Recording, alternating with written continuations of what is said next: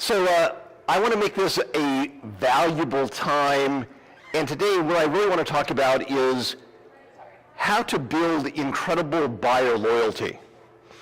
Anybody ever have a buyer that they worked with and were frustrated that they ended up buying from somebody else? And I see this happen over and over again. And one of the major reasons I think this happens is that agents don't take the time to really become the consultant that they need to be. And I think there's a couple of reasons for this. First of all, I think most agents are so excited about getting a buyer that they want to skip through the process. Or they're afraid that, gosh, if I actually sit down and actually explain things to them, they'll work with somebody else. And they actually set up and train their clients to be difficult, demanding clients. How many have had difficult, demanding clients? So wouldn't it be nice to know this up front? The one thing that I also want to talk about today is this. I'm going to share with you the best practices from some of the best buyer's agents on the planet that do an incredible job. One of them is a wonderful lady by the name of Sue Adler. She's the #1 agent in New Jersey, does all kinds of business, and she has a very different philosophy than most agents. One of the things she will tell you is this. She says when she sits down with a buyer, it's truly an interview to decide if she wants to invest time working with them. And she has come up with a rule that says if at the end of that 30-minute sit down, the first time we meet, if I don't like them, I don't work with them. And she says that decision transformed her real estate career. She said in the past, 1 or 2 difficult clients consumed all of her time, all of her energy, caused her great frustration, and caused 99% of her stress. She said, when I released those few people, life became so much better. So, first of all, what I want you to know is this. We are not going to talk about how to deal with the 1 in 1,000 exceptions of difficult clients. When you run across a 1 in 1,000 difficult client, here's my best recommendation. Stop working with them. It is. It'll make your life so much better. We spend all of our time trying to figure out how can we work with this one incredibly difficult client that's demanding and wants everything else under the sun instead of going out and finding 100 really nice people to work with. And there's lots of nice people out there. So how do we actually start creating buyer loyalty? Well, buyers are an interesting breed. First of all, they want to feel like you as an agent understand them and that they're important to you. Now, this is not shocking. This is, basic human nature. We all want to feel valued and important. And so we need to really look at it from a buyer's perspective. Now, if you want to build strong buyer loyalty, you can't approach a buyer from a real estate mindset. You've got to look at it from the buyer's point of view.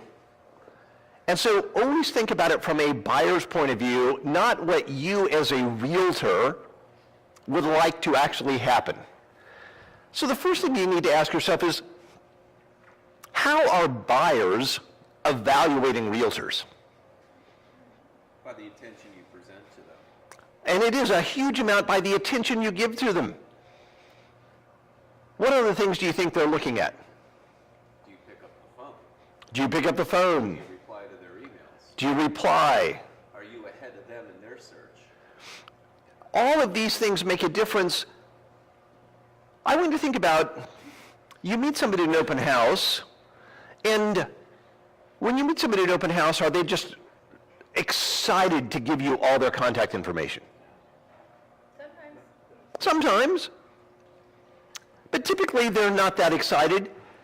So then how are they going to actually evaluate you? And this is one of the things that I really want you to understand psychologically. One of the things that they're going to actually evaluate you on is how well you follow up, how persistent you are. Especially in an upscale marketplace like Newport Beach, we have sophisticated, demanding clients, and they have learned over the years that if they just ignore people, most of them go away. Now, for the people that are doing very well, successful business people, professionals, do you think these people are the people that primarily went away and were not persistent? Your rough guess. Were they persistent or not?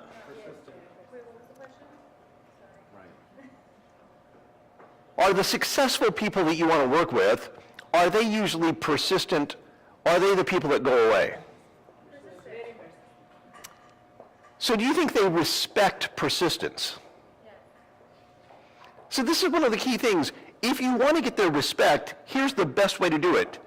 Be incredibly persistent. Now, here's what agents always tell me. They say, Greg, I don't want to be annoying. What is the difference between annoying and persistence? So physically, what's the difference? Well, mindset. Nothing. I really believe this. It's all in how you define it. If you define it as I'm being persistent, you will persist. If you define it as I'm being annoying, you're going to stop. So here's what I want you to know. None of you are ever annoying.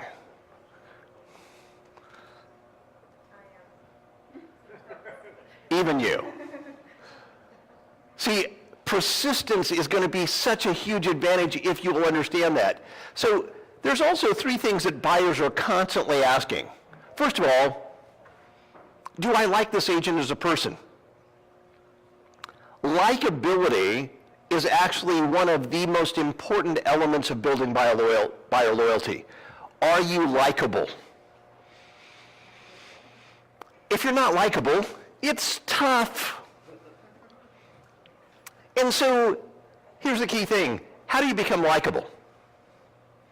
Prove your value. See, and I don't know if it's value yet I just want you to focus on being likable. So, if anybody wants a copy of How to Win Friends and Influence People, Be interested in others. be interested in them. Here's what I really want you to know. If you want them to like you, you need to talk 1/10 as much as they do. And all of your conversations, especially early on, need to be questions. You need to listen intently to them. Especially new agents, I see them, they meet with a buyer and they want to prove their value right up front, and they have diarrhea of the mouth and they go on way too much. Up front, you want to be just likable. You want to listen and pay attention to them incredibly well. And that's going to make you more likable. Work on your likability skills. It's not that hard. Read How to Win Friends and Influence People. Read some of the great interview books, and it's all about listening intently to them. If you read books on developing charisma, what do you think charisma's number one feature is? Likability is a big part of it.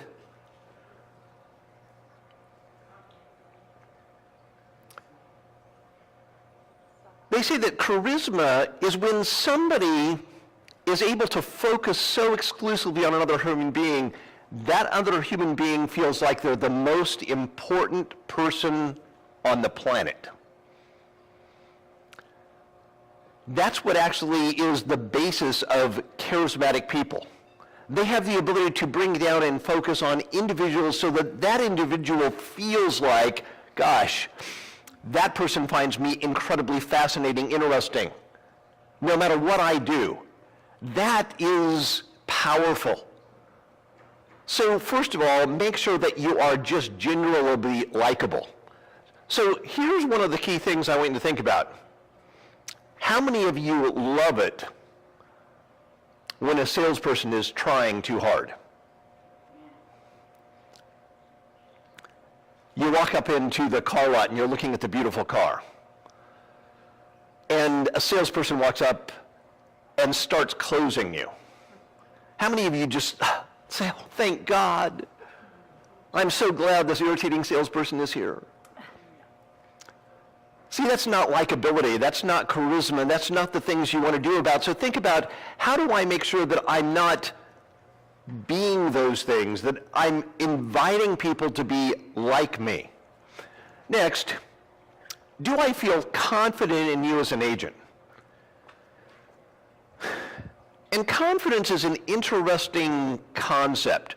We want to feel like the realtor we know or working with, have selected, is competent. But how do I determine your competence? What? Practical knowledge area. And here's the funny thing, all the research shows that we determine whether you're competent and competent or quality of service in about 3 to 5 minutes after meeting you. So the second we meet somebody, should we pull out our resume and say, here's all the people I've worked with, I've sold $16 billion worth of real estate, and try and impress them with all the things that we've accomplished?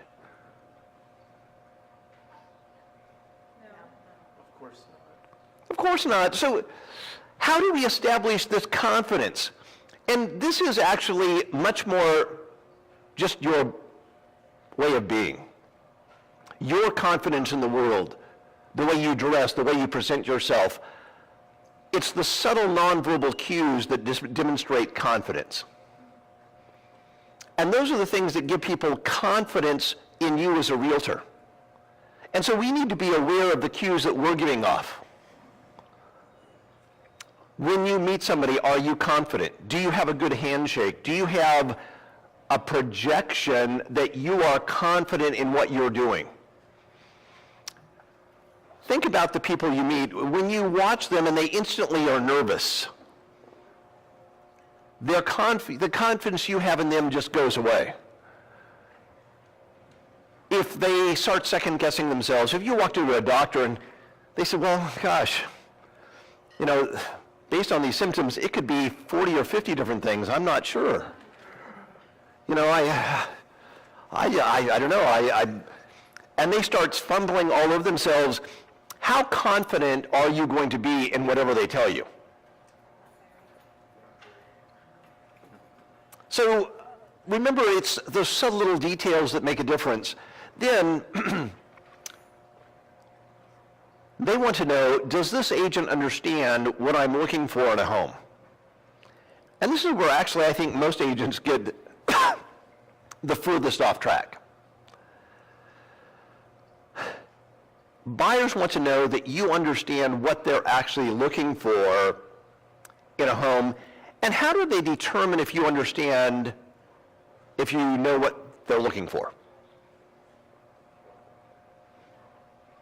There's only one thing. You guys are realtors, right? You're worrying. You were. What? On a good day. And you can do all of that, and that will make you more likable, give some confidence. But here's the bottom line. You sit down with a buyer, you talk to them about what they want to do, and then you actually go show them a home. And here's the one thing I want you to know. Every buyer, when you show them a home, says, okay, the agent understood me or they didn't.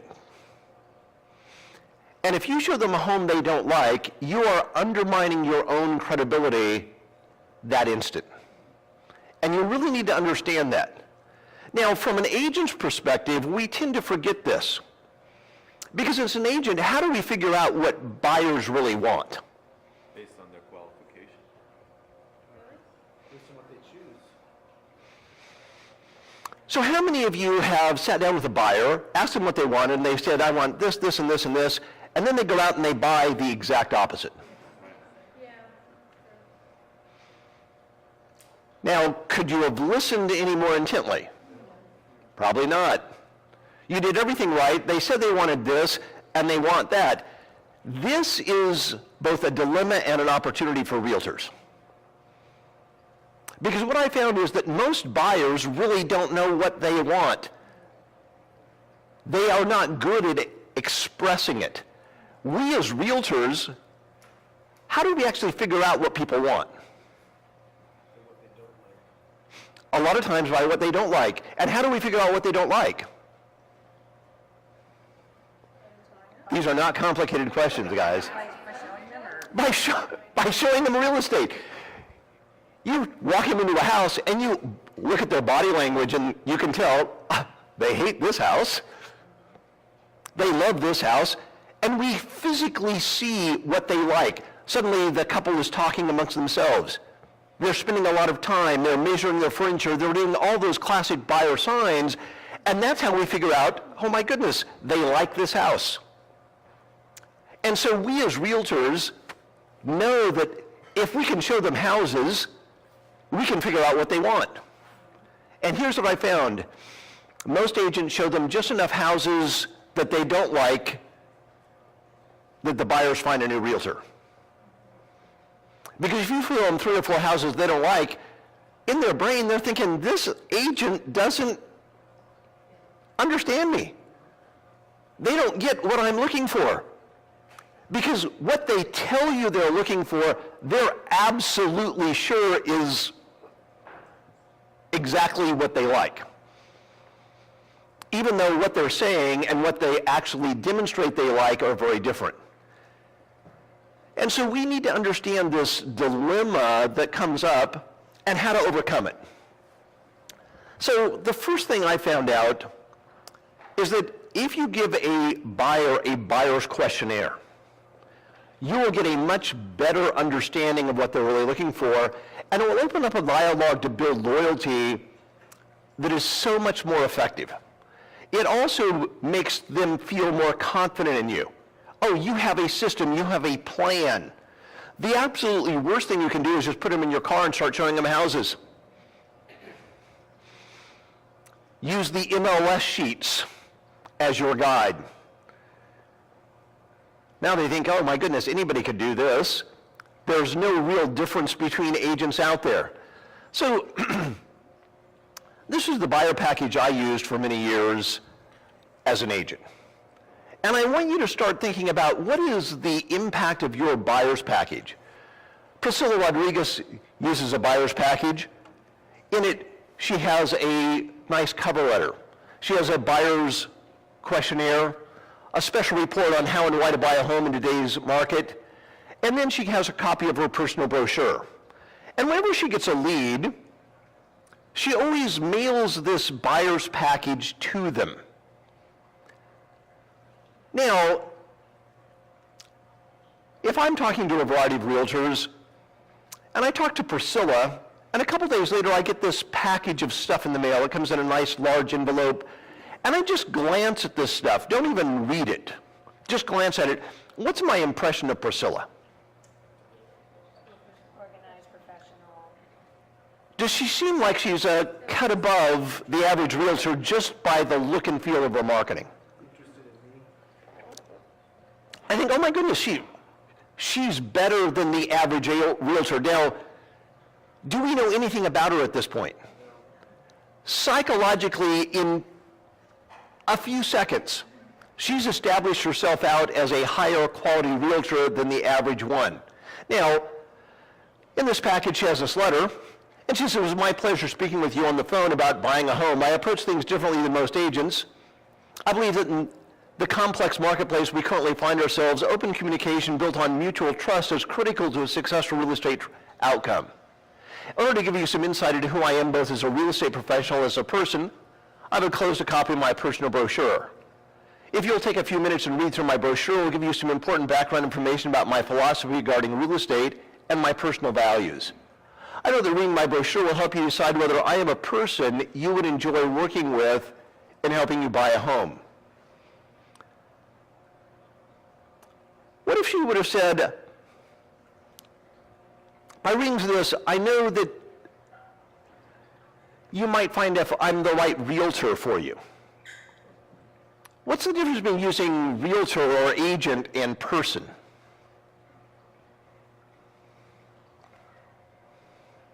Psychologically, what's the difference? It's not as intimidating, it's a personal impression. I notice I'm much more likely to like a person versus a agent. So to me, it's like, just think, how do I get rid of some of the terminology that actually creates distance in there? As promised, I also enclosed a copy of my buyer's questionnaire. And whenever she's talking to somebody, she always says, oh, by the way, I have a great buyer's questionnaire. If you'll take a few minutes, fill it out, it'll help you find a home you love living in long term. And she says, Greg, that gets me more names and addresses than almost anything else. She said, because people feel, oh, this is something of value that I want to get. As promised, I've enclosed a copy of my buyer's questionnaire. I found that people who take the time to fill it out thoroughly will end up buying a home they love living in long term, spend less time looking at homes, and enjoy their home buying experience much more. As you fill it out, it will help you clarify in your own mind exactly what is important to you in a home. If you like looking at homes online, I also like to set up a 30-minute training session with you on how to search for homes most effectively. I will show you how to save your search information, how to search more effectively so you don't get frustrated that when what you find online does not match what you see in person. Even if you decide not to use me as your agent, I know you will find this information very useful. Very non-threatening. Now, are the average buyers frustrated with this online searching process? So here's my question. Why don't you as agents volunteer to teach them how to search more effectively? How many of you would just like them to go to Purple Bricks and Zillow and Trulia and search there? See, now you're actually invited. Oh, this is something of value that a lot of buyers say, oh yeah, I would love to understand that. Now, what are you going to teach them in this 30-minute session?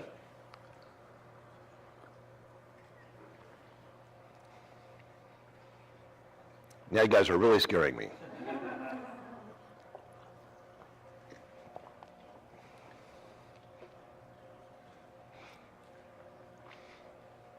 You're going to have an abbreviated buyer consultation. You're going to have a abbreviated. To answer their questions. You're just showing you respect their money. But what specifically are you going to teach them in relationship to search? What their criteria is. Maybe the different areas that they're looking to buy, or, I don't know, like, price points So and tools and stuff. now you guys know that through First Team, you all have an IDX search. Yes, Jody. To get onto your website, and then from the website, you can, then train them how to look, but at least they started with you. So the first thing we're going to do is get them to your website and say, oh, by the way, on my website, I have this wonderful feature where you can create an account, and now you can save your searches. You can look and compare. I also want you to know, what's the difference between my website and Zillow? My website has all the listings that are accurate actually on the marketplace. Zillow gets them after the fact, and then they leave them on there so half the stuff you find is already sold. If you want to be frustrated, it's okay, you can search on Zillow. But just when you call me and try and find out about a property, understand it could be gone. And now you're going to train them how to use your website to search for houses, the value of your website, and how to save it. Now, once you set them up on an account on your website, what happens for you as an agent? You're watching what they're doing. You're watching what they're liking and looking at. Oh, this is magical. Don't do this. It'll make your life too easy. So just out of curiosity, how many of you on a regular basis try and teach your clients how to search on the internet? 2, 3 of you. The rest of you like being frustrated. See, now, is this something that's hard to do? Most of the times they love Redfin. It's very user friendly. They say, or if they're used to any website, they say, it's hard for us to switch. We're going to stick to what we have. But that's why you're going to teach them. You're going to sit down with them, and somehow when you're educating them, do we value the people that educate us?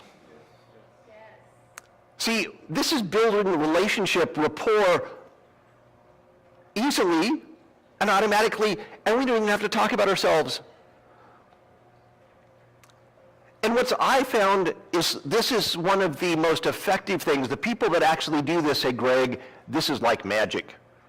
And yet the average agent does everything to avoid it. I've never quite figured that out. So sit down and actually train them how to do that. Then she says, after reviewing my brochure, filling out a buyer's questionnaire, and reading through my special report, if you think I might be a person you would enjoy working with, please drop the questionnaire in the mail or let me know when I can stop by and pick it up.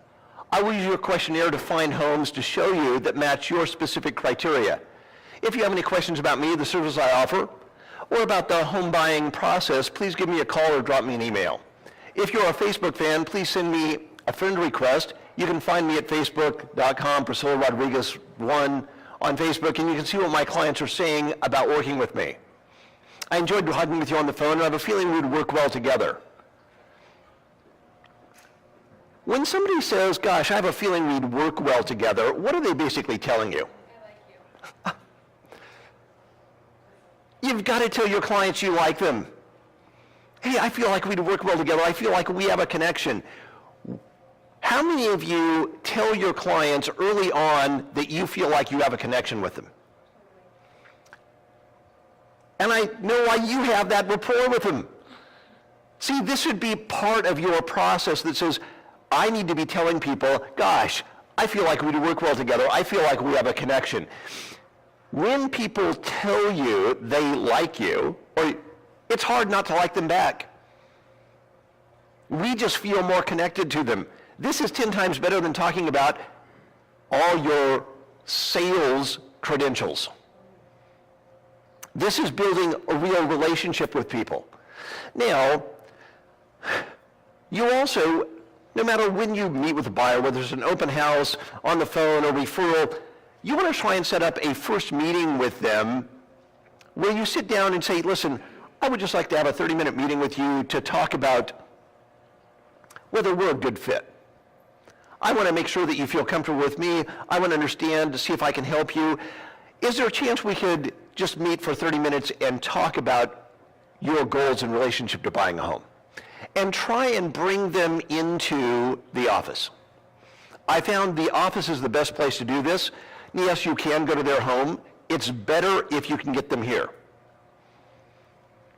Phil Herman has a group of buyer's agents, and he is very clever. If he has a buyer's lead and they resist coming in at all, he say, by the way, if you'll come and give me 30 minutes just at the office, just to sit down and talk with me, I'll give you a $100 Visa gift card for your 30 minutes. And he is willing to give a $100 Visa gift card to any client just for coming in and meeting with him for 30 minutes. And he says, Greg, it's like magic. Offer him a $100 gift card. He says, I know it's not much. It's probably, the movies and some popcorn for you and your kids. But you can come in, spend $100. You get $100 just for a 30-minute meeting. instantly people will come. It's not that hard. What are you going to do to get them to be of value to come in and meet with them? Now, when you meet for them the first time, you want to make that a memorable meeting. Your goal is to be different than all the other realtors out there. So the first thing I want you to do is use a welcome sign. Now, this is an old school tool that some people find corny, and yet some of the most successful agents on the planet use incredibly well. Sue Adler, as I mentioned, the number one agent in New Jersey, last year was the, I think, number 2 agent for Keller Williams internationally. Says, Greg, this is like a magic tool. Now, she works in a fairly high-end marketplace. Her average sales price is about $2.5 million. And she says, Greg, people walk in and they see their name on this little sign. And it says, welcome Jennifer and Michael Neuer to the Sue Adler House Hunting Adventure. And they always feel special. She said, in today's marketplace, what do you think the number one thing they do when they see this sign is? Take a picture. And what do they do with it? Post it on social media. How brilliant. Now, Sue sees him taking a picture and she says, well, gosh, we need to take a picture together. And she gets one of her assistants to take a picture of her clients in front of the sign in her house, and they're posting it on their Facebook, social media, Instagram. And what's it saying? Sue Adler is their realtor to all of their friends.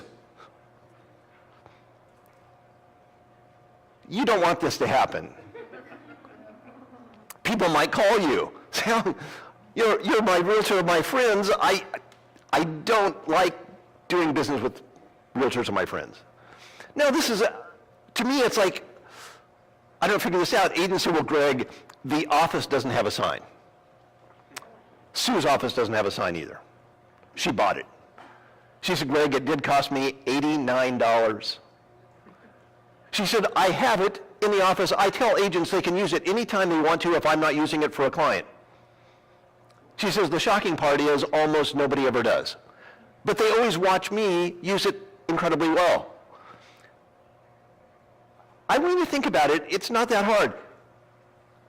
5 of you could get together, spend $10, $15 a piece, have a sign, and set it out, and people walk in, see their name. I promise it'll make a huge difference. It'll make the event memorable. How many of you have ever walked into a dealership, a place of business, and seen your name on a sign? What kind of a place was it? A clothing company in Farmington, North Dakota. I bet it was fairly high-end. It was, and they were very, we congratulated and welcomed this team, which we were, and it really was just very, we really felt at home. It was very nice. So I experienced this because probably about 15 years ago, I wanted to buy a Porsche. And I stopped at the Porsche dealership down here on Newport Beach. Now, my wife and I live in Huntington Beach. We ride our bike to Rose Bakery almost every weekend. We were riding back, and I stopped at the Porsche dealership. I was in bike clothes. I'd already ridden 20 miles. I was probably not looking that good. But it was about 10:30 in the morning, and the Porsche guy saw me looking at the cars. He walked out. I said, is there any way I can get a test drive of these? He said, not until you buy one. I said, not until I buy one? He said, yeah, you'd have to qualify. He was so rude. I left. I couldn't believe it.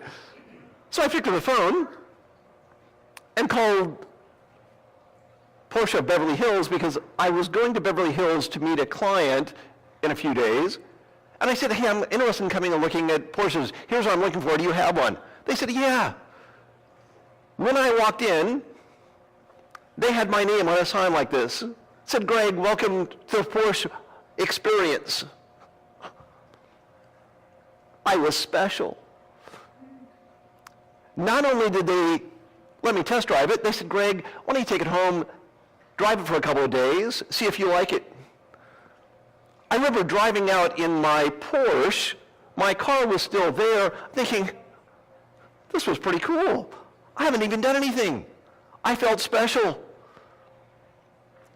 And I always think, I wonder how much it cost them at Newport Beach for being a little too snooty. I want you to always think, how do I make things special? Little things make people special, and it doesn't matter what the price range you're in. They feel special and important, whatever it is. Next, what I want you to also do is have toys for the kids. Sue Adler says, Greg, I think this is the greatest single thing at building relationships and connection with parents ever. If you go to Sue's office, she says, Greg, I have tons of toys for all the kids at all ages. She has stuff, I have stuff for babies, little rattles. She said, I have age-appropriate gifts for all kids up to the age of 18. And she said, if they come in with their kids, I tell them, I've got a gift for you. And she says, I always spend time with the kids giving them a gift. And she says, I especially love the kids between 6 and 12. She said, because I give them a gift, and then I sit down with them and say, tell me, you guys are here looking to buy a house. What are you looking for? She said the kids will give her the honest answers totally. They are so much more in tune, and they parrot what they've heard their parents talking about. She says it's like magic. Then Sue does something amazing. She says, listen, I'm going to help you buy a house, and after this house closes, every time you drive by my office, if you get your parents to stop in and say hi, I will have a gift for you. If you go to her office, she has people stopping by to say hi all the time. Now, it's absolutely amazing to watch because parents bring their kids in and they say, Sue, I told them we couldn't stop every time. But every time we go by there, they say, can we stop in and see Sue? And she says, yeah. So Sue says, well, anytime you can stop in. And they said, Sue, you don't have to. She says, gosh. And half of them will say, well, I can't thank you enough. She says, well, whenever you have a friend that needs to buy or sell, just give me a referral. I love making your kids happy. She gives out gifts like mad.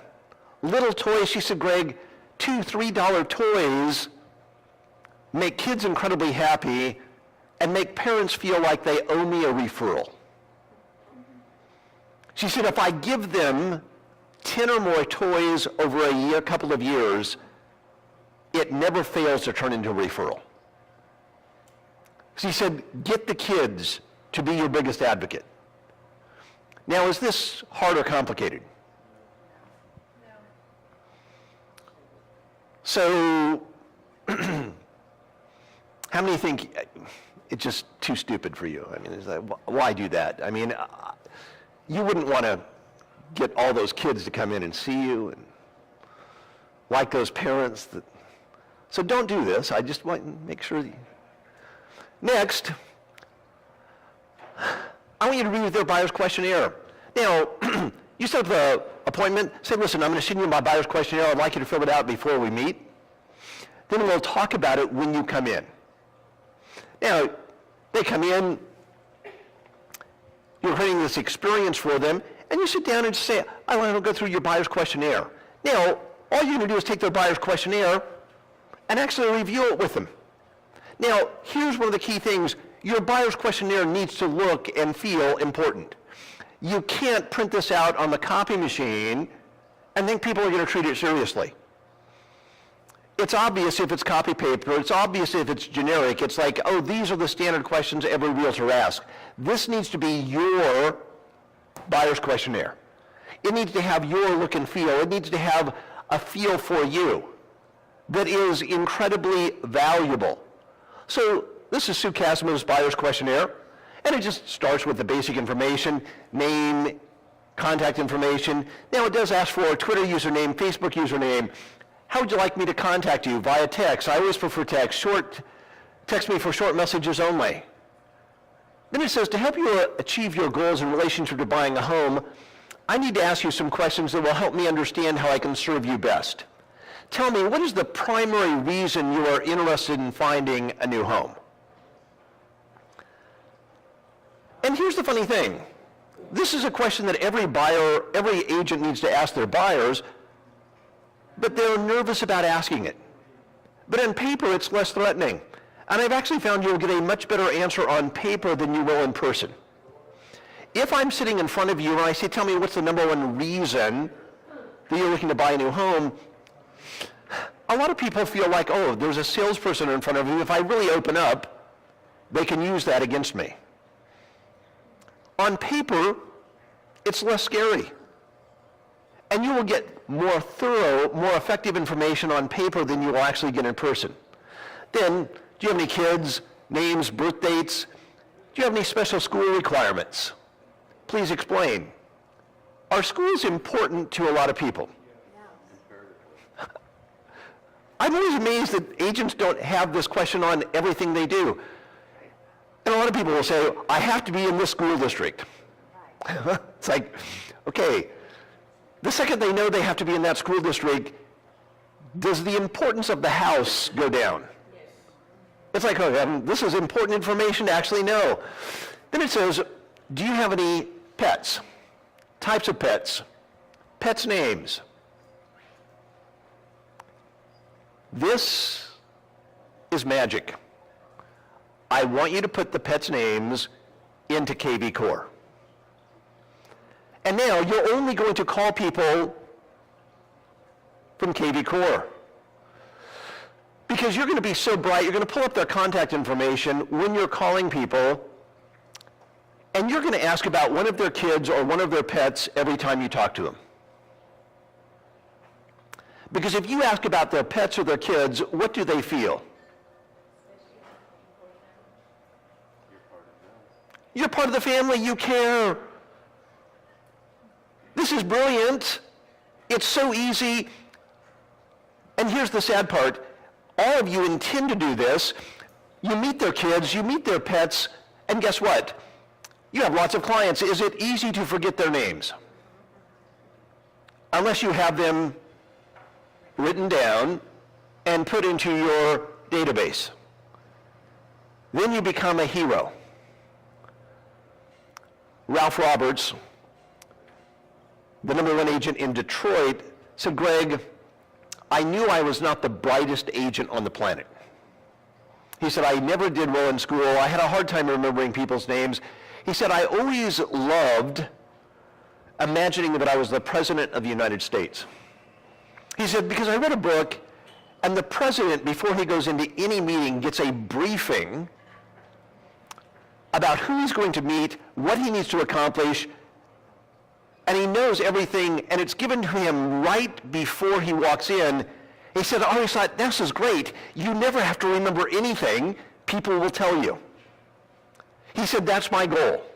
He said, I want to create a system where I don't have to remember anything, and right before I walk in to meet a client, my staff hands me everything I need to know on a piece of paper.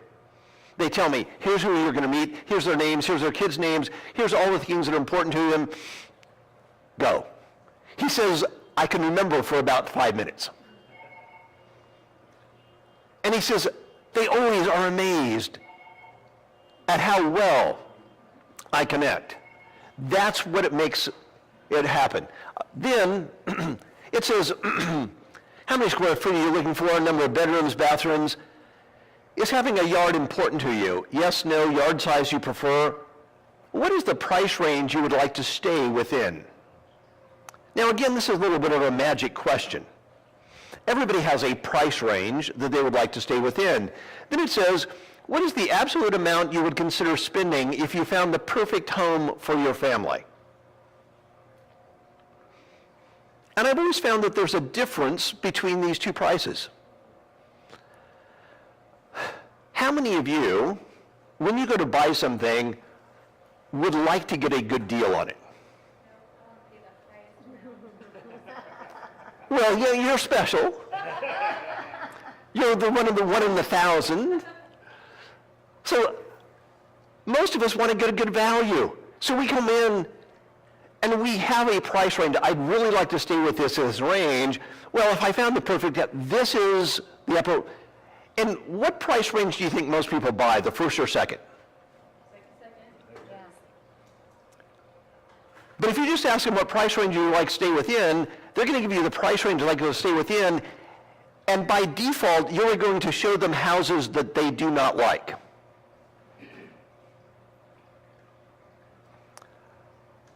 I worked with a wonderful lady who had been showing a young couple property. They had been referred by their parents, and she had sold their parents a number of homes, and she met with the couple, and they had been married a few years. Both were, getting their careers up and running, and got them qualified, and they could afford a house about $800,000. And she said, well, what price range you want to stay with? Oh, yeah, $800,000, that's what we can afford. And she started showing them $800,000 homes in that range. Showed them houses for almost a year. Nothing ever worked. She could tell they just didn't like the house. Then she put together a buyer's questionnaire, and a year into working with them, she sent her a buyer's questionnaire and asked this question.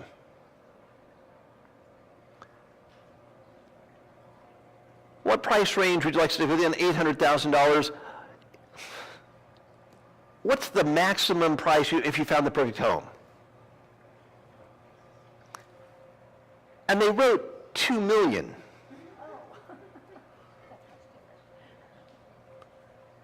She was a little confused. She called them up and she said,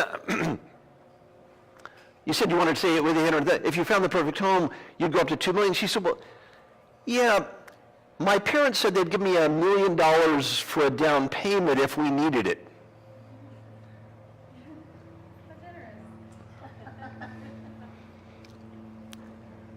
She sold them a $2.3 million home 3 weeks later.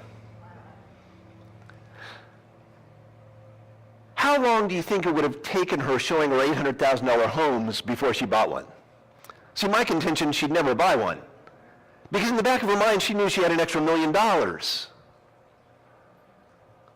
See, it's making sure you get to the information. Now, we as agents say, are my buyers stupid?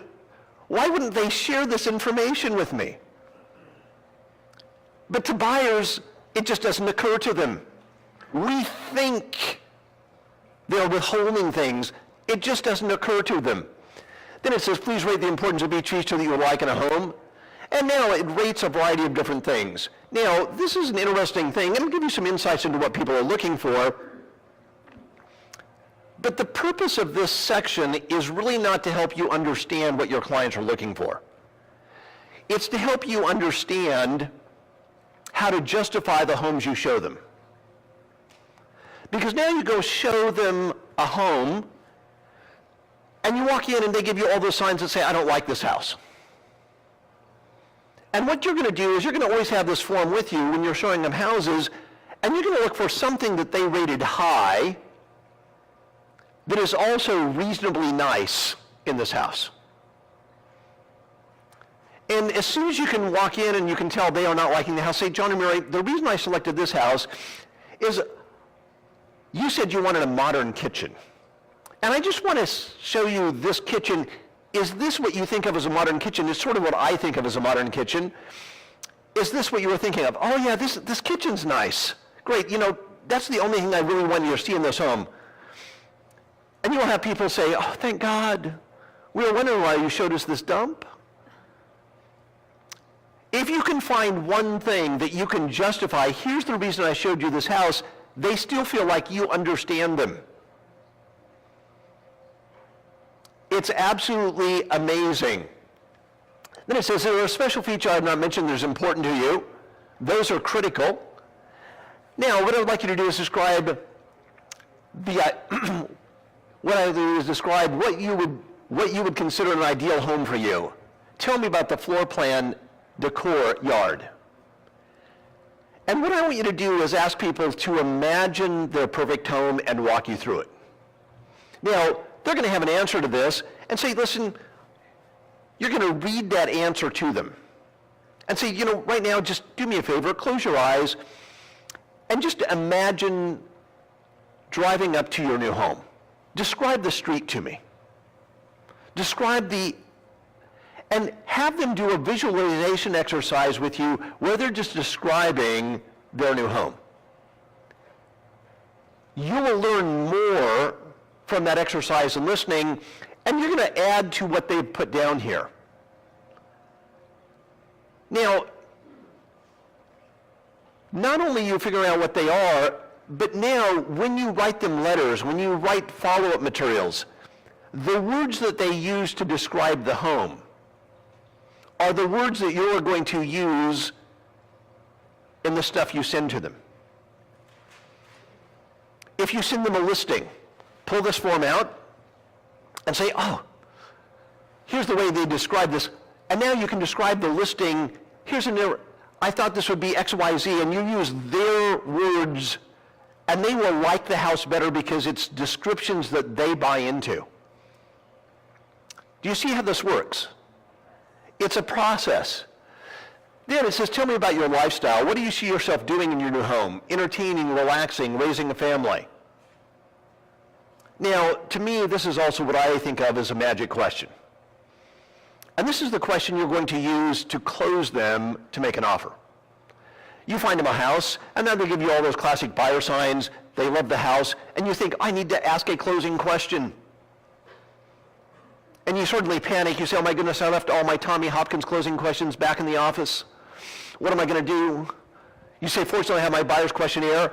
And you're going to look at it, and they may have wrote down, I see myself raising a family, having entertaining, or whatever it is that they wrote down. You say, John and Mary, by the way, do you see yourself doing X, Y, Z in this home? Well, yes, we do. How did you know? You wrote it down. And I promise that will always be the strongest closing question on the planet. Then, are there any geographic areas you have in mind? What attracted you to this area? What do you feel will be the key factors in your purchasing decision? Price, terms, location. Now, this is always such a great question because you aren't showing them houses. You're meeting them for the first time, and they will tell you, price is critical, location is critical, the school district is critical, whatever it is. This is also information that when you're going back and forth in negotiations, you know this is what's critical, and you can bring it out and say, well, you said up front this was what was critical to you. Has that changed? It is amazing how well you can negotiate when you have the client's own values, what they say with their priorities right up front. And I trust me because there's no pressure right now. You're going to have more information that's going to be useful. Do you need to sell another home before moving? Yes, no. Is that home currently listed for sale? Yes, no. If it's listed, how much is it listed for? Who's it listed with? How long has it been on the market? You'll have everything you need to know. Then it says, my goal is to make buying your home a positive experience. To do that, we need open communication between us. That way, the little problems that naturally come up in buying a home can be handled easily and without stress. Is there anything you feel might be helpful for me to know about you and your situation in relationship to buying a home? The more I understand you and your needs, the better I can help you accomplish your objectives. And now, people will tell you amazing things here. They will tell you, well, I'm really looking for a feng shui house. I don't want to look at houses on Saturday. I'm Jewish. And it's amazing when you just try and open up exactly what they will tell you. They will tell you how they want to be treated. Then, do you have a person you would prefer me to use as the main contact? If they say yes, you know who the decision maker is. You don't even have to guess anymore. You'll know this is the person. Then, what is the best days and times for you to look at property? How often would you like to look at property? Now, this is such an important question, and I find so few agents ask it. And people have wildly different desires here. Some people will tell you, once a month. Some people say, well, once a week. Some people will say, well, every day until we find one. I mean, they're all over the place. And yet, agents tend to think that they can read their client's mind and guess and be right. So I'm going to ask the question. As part of your regular interviewing process, how many of you ask your clients how often they want to look at property right now? Definitely gonna start out. Yeah. To me, now, isn't this sort of like an obvious question to ask? This is all obvious. Oh, Yikes. I never would have thought to ask that, and honestly, I'm like, oh yeah, they want to see all the time, right away, and up until 9 o'clock at night, and I'm like, well, now you can set some expectation, but it's really useful to know, because if they tell you, oh, I want to look every day until I find one, if you aren't showing them houses, what are they doing? They're going to another realtor. They're going to find somebody to show them houses. So to me, it's like, then it says, how often would you like me to contact you? And again, people have wild, oh, I want you to keep me posted once a week, once a day, once every 2 months. They will tell you exactly how they want to be treated. It's shocking. Then you can make your client, every client, happy because you're doing exactly what they want. Do you understand how real estate multiple listing service works? Do you understand how an agent who finds you a home gets paid? After I've shown you a number of homes that are close but not quite the one you're looking for, and you walk into an open house being held by another agent and say, this is the home, what would you do? Check one.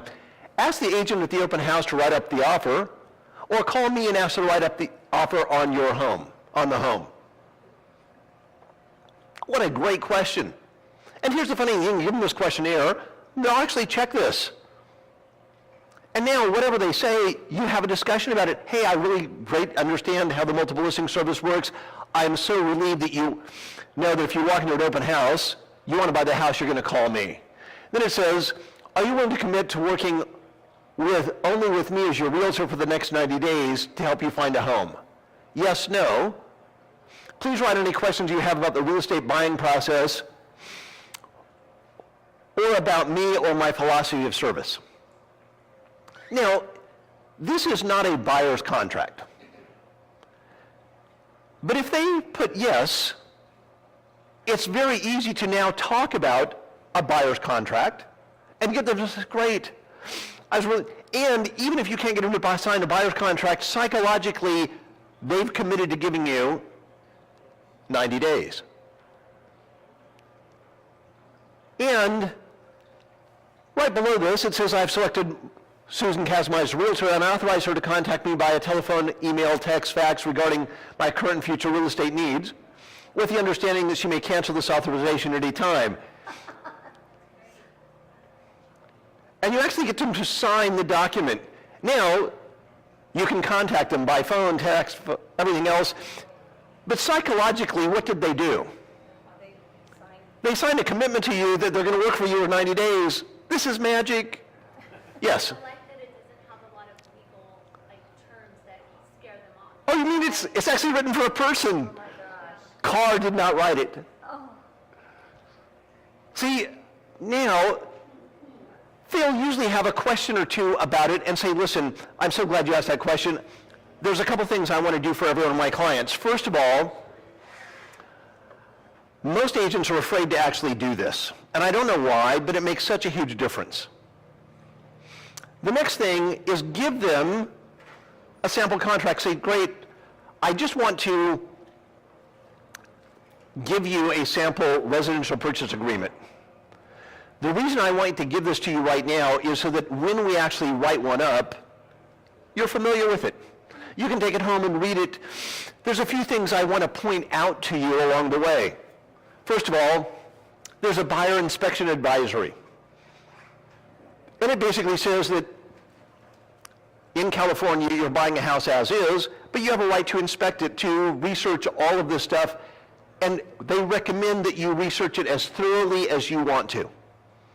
But it is your responsibility as a buyer to do the research. That's why I'm going to recommend that we do a home inspection, so that you know the exact condition of the house. Also, this is the residential purchase agreement, and what I recommend is you actually put their names in it. Then you can create a, 1, 2, 3, your new home, and say, here's the key things you need to look at. This is where we're going to put the purchase price. Here's the different things that we're going to put in, and just go through this very quickly. Say, there's a couple of key things I want to point out, and highlight these in yellow. Once we make an offer, they're going to want to verify that you have a down payment available within 3 days. I found this causes a lot of stress, so I would love to get the verification paperwork handled up front, if that's okay with you. Do you think this is going to make your life easier? So don't do this. I know many of you love the stress of real estate. You won't have anything to complain about. Now, isn't it funny that most agents wait to ask for down payment verification until when? They've written the offer, and now they've got 3 days. And people have it in weird places, and it's like trying to get actual details, especially in today's marketplace where so much is online, and you've got to get it in the exact format to make everybody happy. You can get this all handled. Then you can say, listen, also, when you make an offer, there's this contingency period, and normally it's 17 days. This is where everything happens. And what I found is that if we do everything now, we can reduce the stress in there because we have 17 days to get final loan approval, do all these different things out there. And I just want you to be aware that the second an offer is accepted, I'm going to need things from you, and they can't wait. Because time is of the essence. And we really don't have a finalized contract until all those contingencies are removed. And I just want you to be aware of this. So many times agents don't really tell this to their clients, and then it causes great stress. My goal is to help reduce the stress. And so many people will thank you for sharing this information with them. You can just go through and point these things out to them. Say, also, I do want you to know that in California, you are buying a property as is. Now, you have the right to inspect it, but the contract says that you have a right to expect that the property is the way it was the day you made the offer. That means that when we go in and inspect and we find there's GFI plugs that are not intact, that there's some painting that needs to be done, that there's a little bit of work and everything else, that the seller is not going to fix that. And I just want to make sure you understand that. Now, again, you aren't showing them a house. You're setting an expectation up front. Will this make your life easier as an agent? I know many of you like the stress of waiting to not tell people because it makes it difficult and challenging. But now you can do this right up front. It's so easy just to go over this with it and say, listen, basically, once you make an offer, you're going to inspect the property. You have 17 days to do all the research you want and change your mind. So I just want you to make sure that we understand that process. You go through and explain anything that you think is important for your particular clients. Also, I do love covering this little broker role sheet, and it says a real estate broker cannot give legal or tax advice in connection with any of the options available to the buyer, nor can the broker suggest what is the best course of action for the owner. Say, John and Mary, I want you to know as a broker, I can give you advice, but I'm not a tax accountant, I'm not a lawyer. I'm here to advise you, and there are significant consequences. If you need legal advice, I want to recommend you a legal. I want you to understand this because so many people bank on their realtor giving them legal advice that we are not in a position to give. And I want to be totally upfront and honest with you. Tell me, John and Mary, as your realtor, how honest do you want me to be in our relationship? Here's conversation. On a scale from 1 to 10, where are we? And you're going to ask that. And now, they're always going to say 10, and you have the permission to actually do this. And every time you have a difficult conversation, say, John and Mary, you asked me to, on a scale from 1 to 10, how honest did you want me to be? You said 10, so here it is. You will find it will help you avoid what I call the procrastination of difficulty. We procrastinate having difficult conversations. This will make such a huge difference. Then, I also want you to think about negotiating in advance. Say, John and Mary, I want you to know that I'm going to put in our contract that we're going to work with Co-Sisti Escrow, and the escrow officer is to be Jenna Donnelly. And I want you to take a minute and go introduce your clients to Jenna, or Julie, or whoever you want to work with. When you present the offer, and you're representing the buyer, and it's normally whose choice of services? Why do you want to specify that it's yours?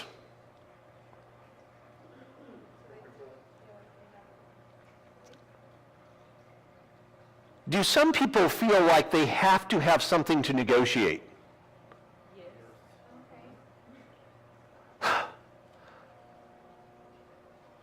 And instead of price, you can give up escrow. Little things. And here's the funny thing. When you actually put Co-City Escrow's escrow officer to be Jenna Donnelly, saying, well, my clients met Jenna. They really wanted to use her. How did they meet Jenna? You introduced them. If you were a selling agent and the buyer's agent said, well, my clients met Jenna, they really would like to use her, are you going to fight as hard to keep escrow? I would say that if they want the house, then they'll use my escrow. Thanks. And I'd say, well, if you want to sell your house, you'd use mine. That's a good thing. But now think about what you're doing. You're going to put in here, I want Co-City Escrow, I want Western Resources title placed with Tiffany Dowling. I want the transaction coordinator to be Mila Seeley, and who's paying for that? I don't know, how many of you like paying for a transaction coordinator? I do. How many would rather have the buyer pay for it?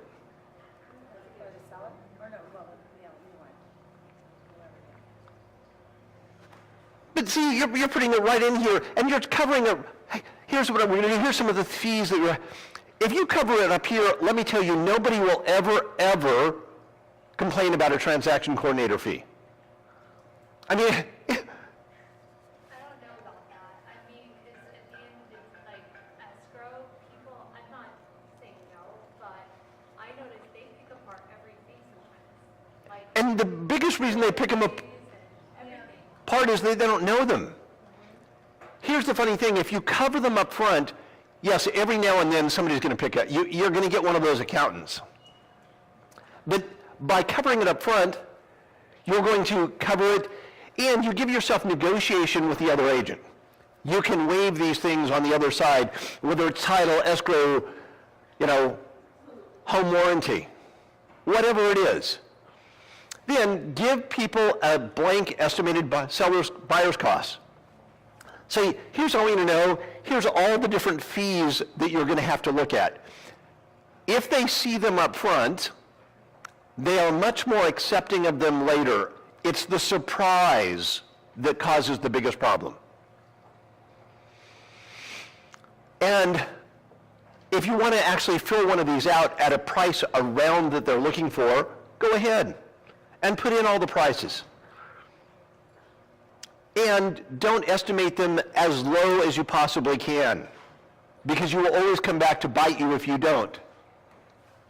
Then it says, you're right, explain that, say I just wanted to make sure you were familiar with that, and then go to, on the buyer's questionnaire, it's got personal financial information. It says, in order to help you obtain the best interest rate and terms, I need to gather some basic financial information.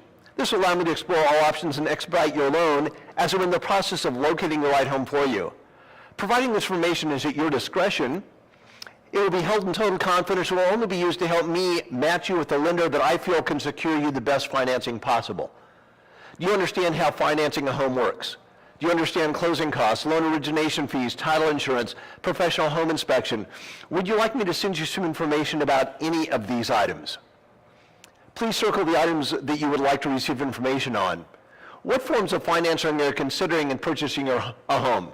Fixed rate, variable, FHA, VA. Do you have any financing goals through work, family, or other means? Yes, no, explain. Would you like me to recommend a mortgage representative that could pre-qualify you and review with you exactly what is needed to get the best rates and terms to pre-qualify for a loan? Wouldn't it be a good time for a loan representative to call you? Now, in your buyer questionnaire, they'll tell you.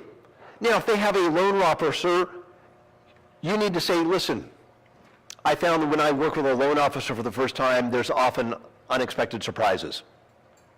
Can I call your loan person and talk to them?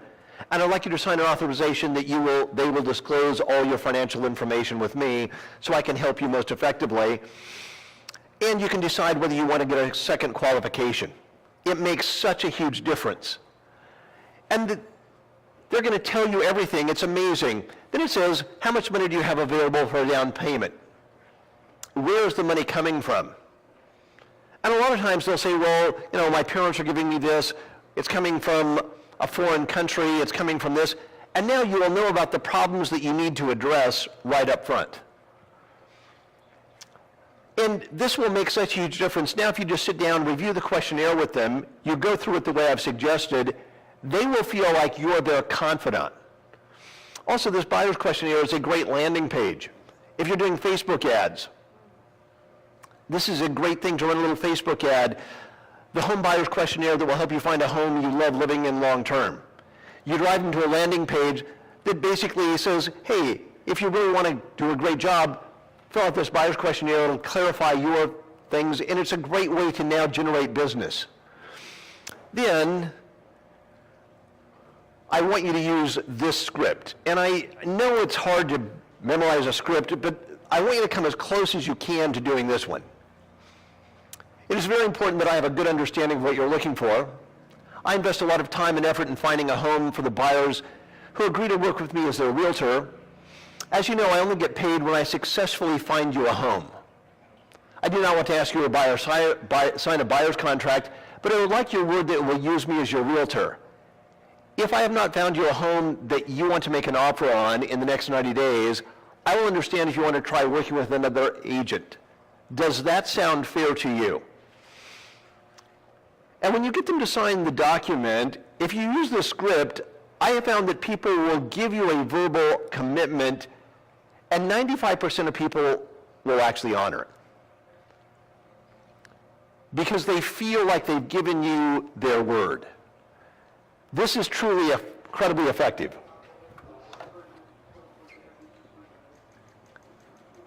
The questionnaire is actually one of my favorite postures. The buyer's questionnaire? Yeah, that's been. So tell us, how do buyers respond to the questionnaire when you give it to them? I have one client, and he's bought and sold 4 or 5 houses, and he was buying investment property for when he's done living here and moved back home, and he was like, I have worked with so many agents, he just nobody's ever going to do anything like this. And just the way it makes people feel like you've heard exactly what they're looking for. I use the buyer questionnaire in a packet that I put together for my clients, and it's kind of the cornerstone. And what I'll usually say is, there's a whole bunch of information in this packet, but the main thing I need to get from you right away is this buyer questionnaire. And like I said, everybody fills it out. I have one client, and I say that she's like a live with me. Like, there's no way I know I must have lost money on this lady. She was 65, she's a first-time buyer. We looked at houses for literally a year and a half. And at a certain point, it was just like, you know, she was looking in my exact target market. I needed to be pre-new anyway. I was just telling myself, you know what, I really want to help her, and, you know, for whatever reason, we spent a lot of time living with her, so she did finally buy a place.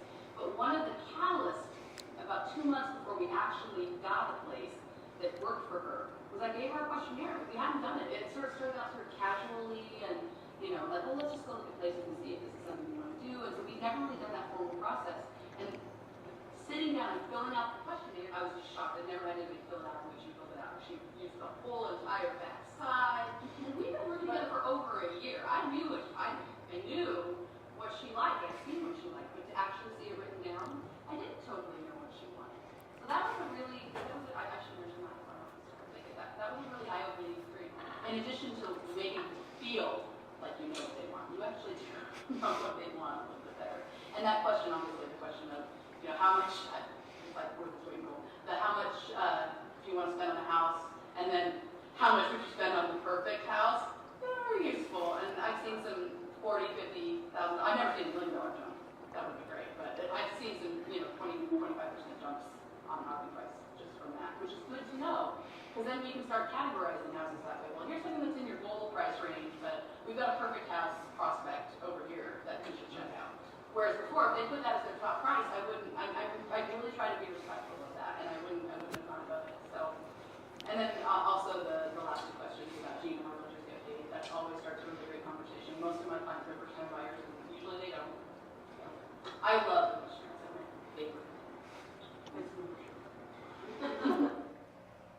So I don't want you to use this because it'll remove too much stress from your life, but it actually does work incredibly well. Then the last thing, and I know we're running a little late here, so I apologize for that, but let me just complete this up here. When you actually start showing them property, before you show them property the first time, I want you to use this dialogue. John and Murray, as we start looking at a variety of homes, most people start mixing up the homes they have seen, and the more homes they look at, the more confused they get. As we look at each home, I'm going to ask each one of you to fill out one of my property evaluation forms. As we look at each home, take a few moments to fill this out. It will help you make the best buying decisions possible. After we are done looking at the home, we'll sit down and review the evaluation forms together and decide on our next action step. Does that sound good to you? And everybody says yes. Now, what I want you to do is have a home evaluation form. Now, this is on your letterhead, a house flyer master, anything you want.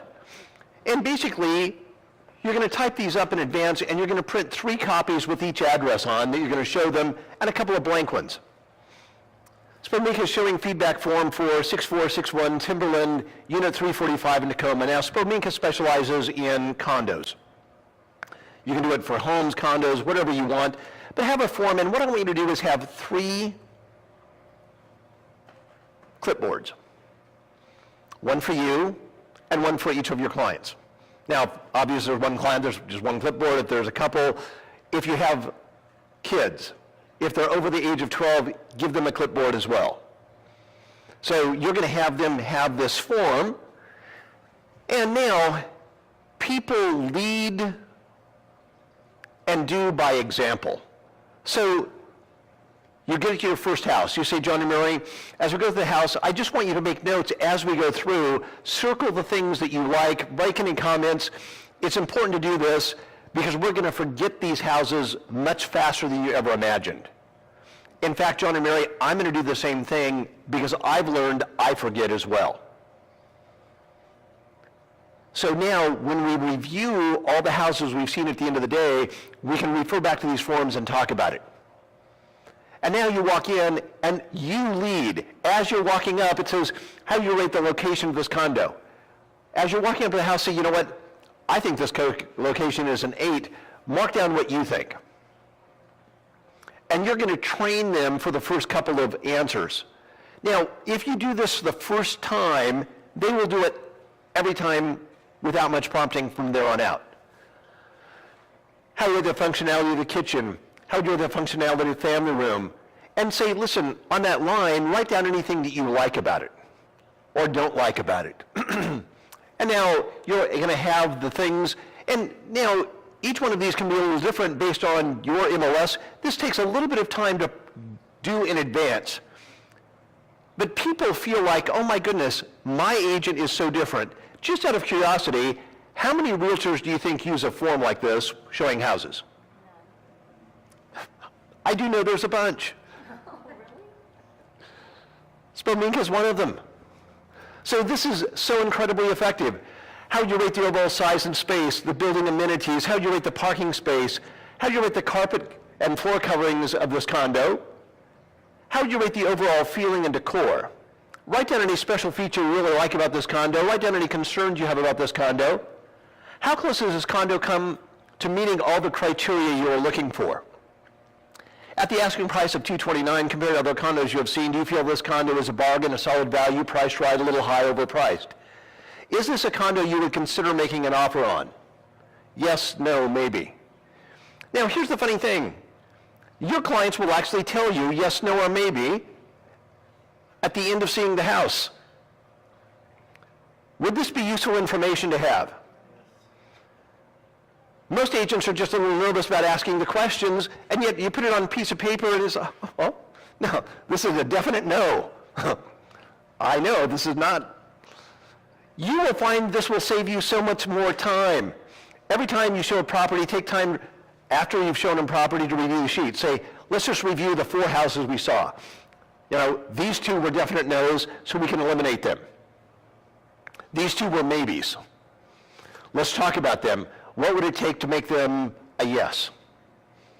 Well, we really like this house. It was perfect, except it was in the wrong school district. Or, you know, this is what is stopping us. Well, if we get it for X price, would that make a difference? And now you have a conversation. And what I found is that it leads naturally from the paperwork. Now, here's what I also want you to know. Buyers, when they start looking at property, tend to have a disease called buyeritis. That means they cannot really rest until they buy. And so you need to understand that you can go show them 27 houses in one day.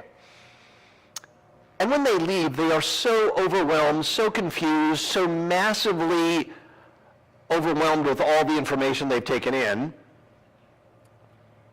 they cannot think straight. And what are these people that cannot think straight likely to go do that night? Go back online and become massively more confused. We need to understand it. That's the way buyers are. So you're going to send them a little note, and it says, John and Mary, it was a pleasure working with you today. I appreciate the trust and confidence you have placed in me as your realtor to help you find a home. I take the responsibility very seriously. The information you shared with me today and the feedback sheets you filled out will help me create a property profile. I use this profile to win out of the thousands of homes on the market down to a manageable number that could fit your needs. I will then schedule time to go out and preview the homes that I've seen that are the best fit for you. When I find a number of homes that I believe are a good fit for you, I will call you and set up a time to show them to you. One of the greatest value I provide is helping you sort through all the hype to find the homes that you will end up meeting your long-term objectives. If you find a home online or in an ad that you feel meets your criteria or that you would like more information on, please email or call and provide me with the ad details and phone number in it. And you're basically saying, listen, I know you're going to go online. When you find information online, send it to me and I will preview it for you. I will tell you whether it's good or not. And you're actually saying that as a realtor, the private database I have access to has more complete information, details about homes than what is put as online or advertised in a magazine, where the only goal is to sell that home. This is why so many people are disappointed when they actually go and see the homes they have spent hours looking through online. My goal is to eliminate some of that disappointment and frustration. I've had so many agents say, Greg, when I started using this little note, people would tell me, oh gosh, I am so frustrated because what I see online and what it looks like in person are so different. You told me I'd be frustrated, and you were right. You are a brilliant realtor. Then it says, John and Mary, finding you a home is one of my top priorities, and I will be spending a significant amount of time looking at homes on your behalf until I find the home that is right for you. If you have any questions, comments, or criticisms about what is going on, please give me a call or drop me an email. Open communication is the best way to solve any problems that may arise and ensure that you find a home you will love living in. You need to tell your clients you are spending a significant amount of time working on their behalf. If you do not tell them you're working on their behalf, what do they assume you're doing? They assume you're on vacation. I mean, realtors don't really work. So you need to tell them, I'm doing this. And then you need to stay in contact with them, the frequency that they tell you they wanted, and you're always telling them, listen, I'm working on your behalf. You're always constantly reinforcing that. Buyers believe that you should be spending time every day finding them a home. Now, whatever your client's expectations are, make sure you exceed them. Learn how to set realistic expectations in your client's mind. If you don't set realistic expectations, you're the only one that has to deal with the consequences. And what I found is that oftentimes clients have unrealistic expectations. You need to set realistic expectations. Learn from the Magic Kingdom. Disney sets incredible expectations. They have mastered it. In fact, at Disney University, they have a whole course called Managing Expectations. And it's about how to create experiences when you have difficulties such as long lines, things that people do not like. Disney, as a company policy, overestimates the signs on their rides by 30%. So when you go to the ride, you say Splash Mountain wait time 45 minutes. I'm not excited about that. But if I promise my kids Splash Mountain, so you get in line. Then Disney does a couple of things. First of all, they've set an expectation, and they have long, skinny lines. Now, the reason they have long, skinny lines is so you're constantly moving. I'm making progress. Now, half the time you don't even realize you're walking away from the ride. But you're making progress. It's moving. So they keep you moving as much as they possibly can, physical feedback of progress. Then you get down to the front of the line, and you look at your watch, and they said it was 45 minutes, it's only been 35, this is great. I beat the system. And they have just accomplished a miracle. They have gotten you excited about standing in line for 35 minutes. That's called under-promising and over-delivering. You need to set some expectations about how you work. It makes such a huge difference. I up front initially talk to them about my clients, what my days off are, how they can reach me, the fact that they can reach me via email. I have a PDA. They can look at I can look at my emails so that they don't expect that if they call at 9:30 at night that I'm actually going to pick up the phone, because the phone's going to go to voicemail. So that's important to establish those guidelines in the beginning so that no one will feel as though you're not taking care of them. Now, Yolanda actually has taken this to a level. She actually has a sheet that she gives people that says, here's the hours that I work. Here's how you can leave a message for me. Here's how you can email me. Here's when I will return those calls. And she says, Greg, I work with incredibly busy upscale professionals in Washington, D.C., and they over and over again tell me, Yolanda, we respect you so much because you told us exactly what we could expect. We know that, gosh, if I leave you a message, you're going to return the calls here. And it makes such a huge difference. You can solve so many problems by doing this. Learn to always under-promise and over-deliver. And if you do so, you will always have incredibly happy clients. And it makes such a huge difference overall. Don't let your mouth and your enthusiasm overload your back. I hear agents all the time promising things that I know as they come out of their mouth are impossible to deliver. And I think, what are they trying to do? Then measure your clients' expectations of your service. Do an informal research group with your clients on a regular basis. Take 4 or 6 couples together, buy them breakfast on a Saturday morning, and just ask them a series of questions. Tell me, what made you select me as a realtor? Looking back on your transaction, what stands out most in your mind? And go around and ask each couple. I have found that only in a small group setting will you get true feedback. You can't do this one-on-one because people don't want to hurt your feelings. But in a small group setting, you start off by saying, listen, I want your total honesty on a scale from 1 to 10. I want you to be totally 10. And now they will give you the information that one couple will say, well, we're a little disappointed with this. The next couple will expand on it, and you'll get the real truth. And agents say, well, Greg, if somebody is unhappy, I don't want to put them in a group. They'll all become unhappy. And it works exactly the opposite. When you listen and are trying to improve, those people will leave that group and they'll go out and send you more referrals than any other group of people you've ever worked with. They'll say, I can't believe my realtor is actually trying to get better. It'll make a huge difference. Also, anticipate problems. Understand that you are going to have problems. The great service companies have procedures for everything. The Ritz-Carlton chain is such a great example of this. They have what they call their basics. Here's how we handle all the problems that come up. And they actually have a step-by-step process of 32 different things that they require everybody to master. Then understand every now and then it's all going to go wrong. When there's a problem, learn to apologize first. As soon as there's a problem, as soon as you sense somebody is upset that there's a problem, the first thing I want you to do is interrupt them. Even if you have to say, John, Mary, before you go any further, I just want to take a moment and apologize for the problem, whatever it is.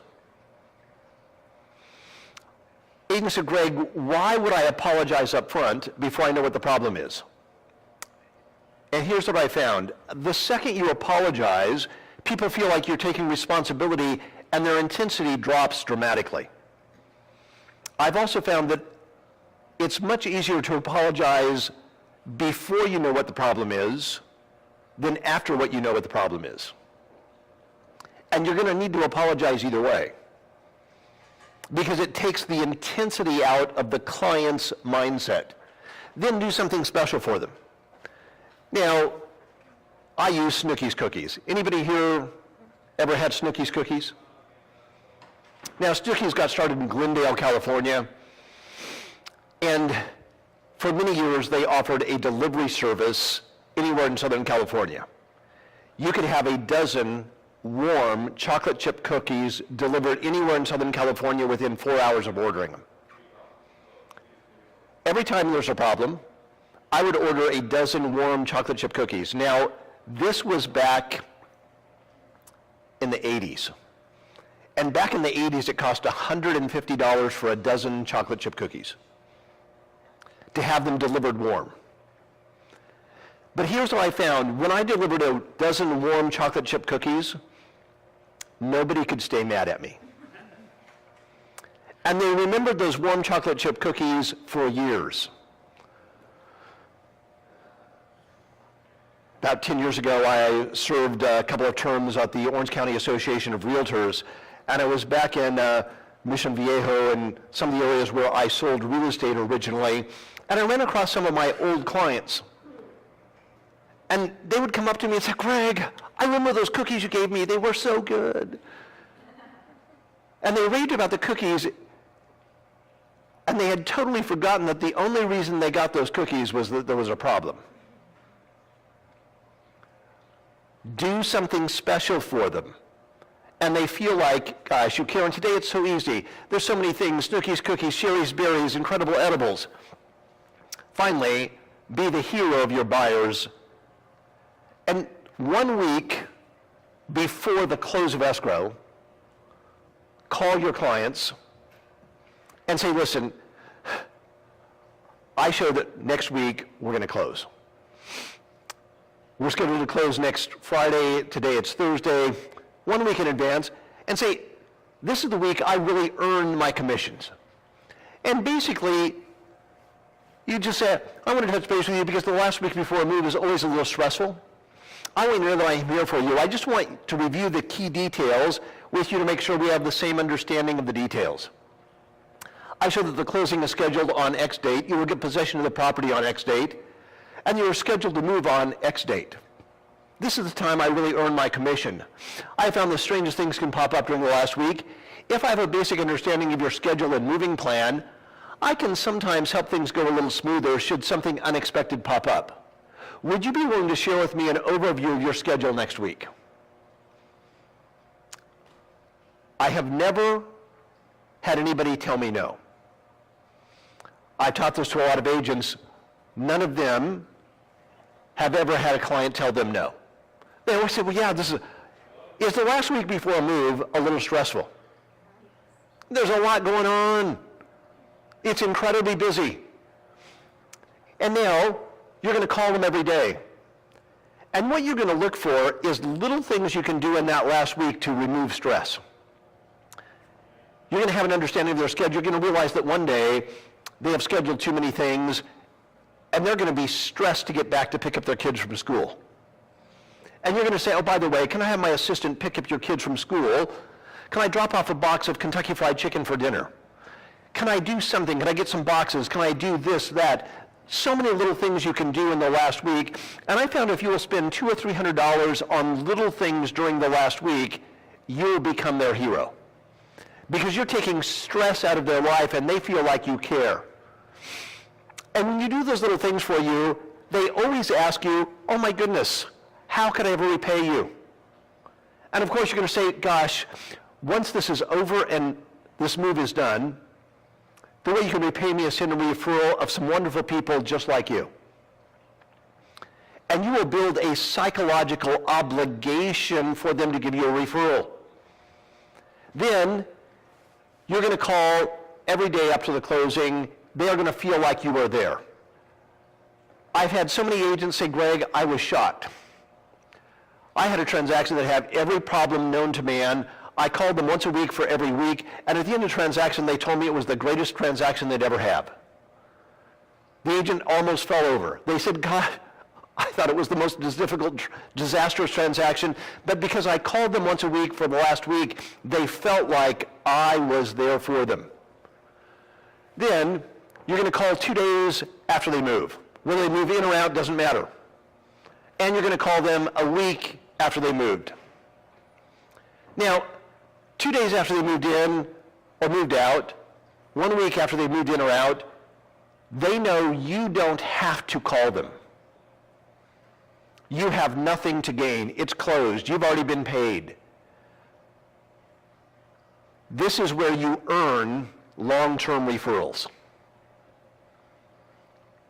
I also would recommend you call them 1 month after they moved. Even if they've moved all the way to the other side of the world, call them and just say, hey, I enjoyed working with you. I felt like we had such a connection. I just wanted to see how things are going in Dubai or wherever they moved to. And I don't care where they move to, somebody's coming to Newport Beach. And you will build such great relationships, and if they ever need to buy or sell real estate again, they will call you. It makes such a huge difference. Now the payoff is you'll create raving fans. And you'll also get this feeling that you did an exceptional job. So I know we ran a little longer today than I thought it would take.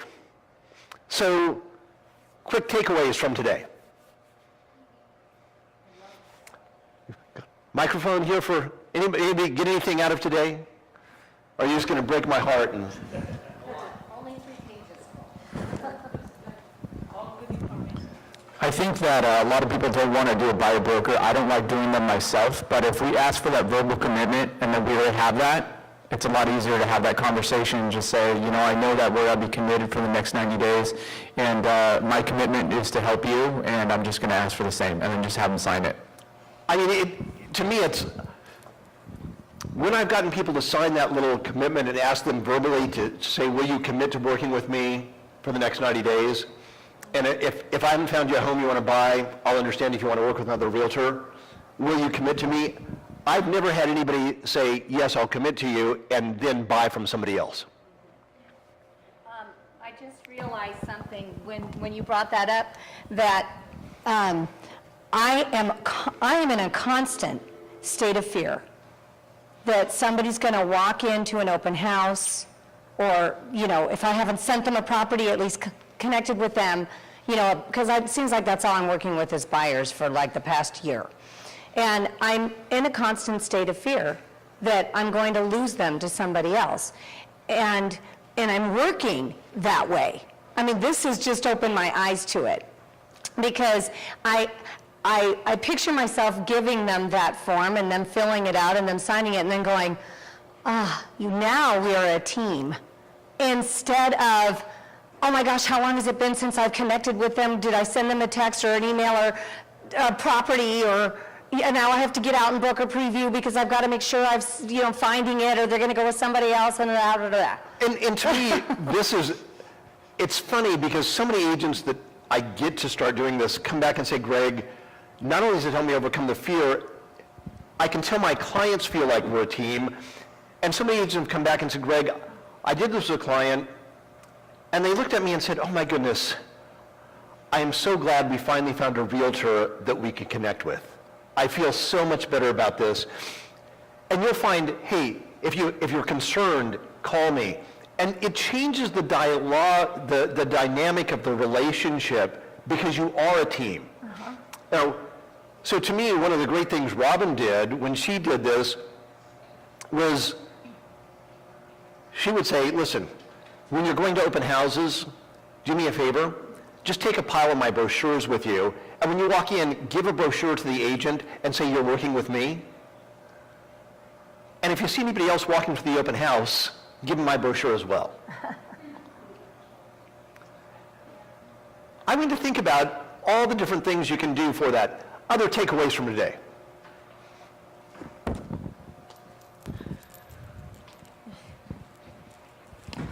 Well, I loved everything. It was so many good information. I always do a buyer broker, not always, 90% of the time. And the few times that things they go sideways are those times that the clients did not commit and did not come to the office for a buyer broker or buyer consultation. So, and the thing that I learned specifically from today was that set their expectations prior to going through the house hunting, the transaction. Tell them what might go wrong. Tell them everything in advance so they know in advance. And when it comes up, I can refer that, hey, I told you back then, do you remember? Then I love that part that you said, ask them for commitment for 90 days and get them to sign with the understanding of they can cancel. It's way better than the buyer broker, because I use First Thing Buyer Broker, which is a scary contract. It's 3 pages, all legal terms. People, I do a good consultation and they like to work with me, but that scares them off. And sometimes they sign, but they are afraid. So I usually write that you can cancel with my handwriting. So with that, it's simple, but you are telling them, hey, my time is precious, don't waste my time, are you committed to me? So I really like that too. The other part that I really liked was that part that you said, what's the price range that you are comfortable and what's the maximum price that you would pay if you love the house. Because then if I send them something more expensive, they don't feel I'm pushing them. You told me, hey, this is really beautiful to me. And the other thing was that you said that use the term person instead of the realtor, if I'm the right person for you. So.